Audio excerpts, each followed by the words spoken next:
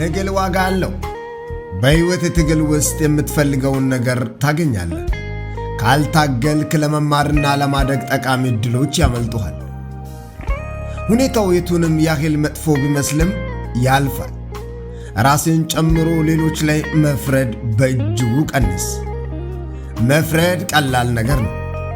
በሰው ጫማ ውስጥ ሆኖ ደግሞ ሌሎችን ማየት ከባድ ነገር ስለሆነ ሥራ በዝቶብሃል ማለት ውጤታማ ነህ ማለት አይደለም።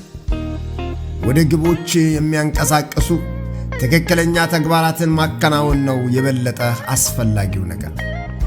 የሰው ልጅ ስለሚፈልጋቸው ነገሮች በራሱ አእምሮ መወሰን ካልቻለ ለሰዎች ዓላማ መዳረሻ ይሆናል። ሕይወትህንና ፍላጎትህን ሌሎች ሰዎች እንዲሾፍሩት በጭራሽ አትፍቀድ።